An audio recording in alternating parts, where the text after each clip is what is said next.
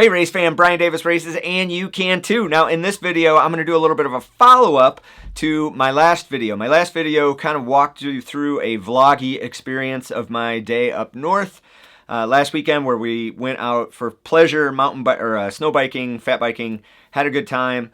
Saturday night of that weekend, I went and drank quite a bit of beer.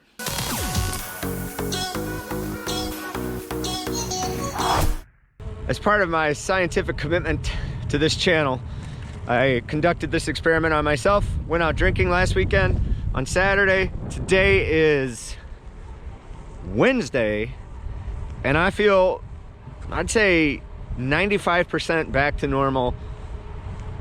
Yeah, 95% back to normal. I gave this a pretty good look and looked at a lot of studies and a lot of things. Now, what's funny is you can usually find a study to support whatever you want to agree with on a particular subject, but you are hard pressed to find a study that has many positive effects of alcohol. Subscribe to the channel, it would mean a lot to me.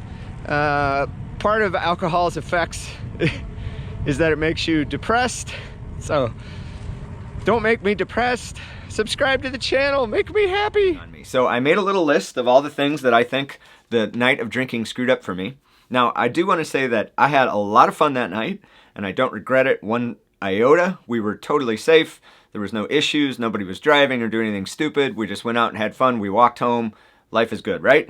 I got to hang out with friends, socialize, take a break from training. I get all that stuff, but how did it affect my training? I missed my TSS goal by quite a big chunk for that entire week.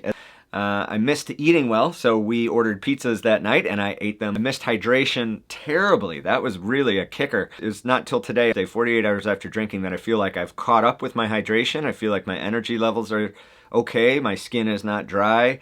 Like, I feel like I'm becoming human again. And then I feel like it had a pretty dramatic effect on my immune system. You can hear in my voice, I sound a little sick. I don't feel sick, but I sound a little bit sick. Now, let's take a look at some studies I found to really drive this point home. And the goal of this video is that the next time you're thinking about going out drinking and hammering one home, think about these effects. And if I don't get my workouts in, my stress levels rise, my energy levels fall. It's a really kind of a real disaster for me. So I have to make sure that I get these things done. Drinking is like stealing happiness from tomorrow. All right, none of this is groundbreaking news, but I did want to take a closer look at it because I want these things to go through my head the next time I'm considering having a big night out. This one was really interesting because this is more about weightlifting or eccentric exercise, more like muscle stuff and less about endurance stuff. But they found, and they even did this study twice, that even a little bit of alcohol had a dramatic effect up to 2 weeks later on that muscle's ability to contract and produce the same amount of power. They did one leg and not the other leg, and they saw that take place. So there's some evidence that alcohol actually really tears up the muscles themselves. Oof.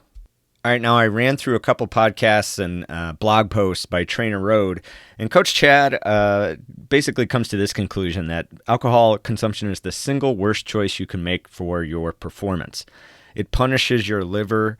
It really dramatically reduces your ability to metabolize fat, and that kind of is a compounding issue because once you can't digest the fat, you're probably eating fatty foods like I did last weekend to go along with it.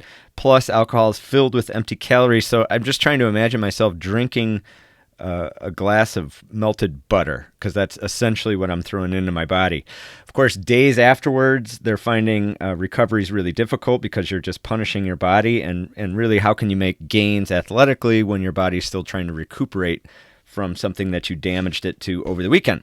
So I think the big takeaway after looking into this and reading a bunch of articles is that you can have a couple beers, but try to plan that out for maybe 1 or 2 nights a week and not go over 3 beers. Anything past 3 beers seems to be kind of the cutoff to creating some pretty serious damage. So, you can also drink water during these sessions to try to balance that out.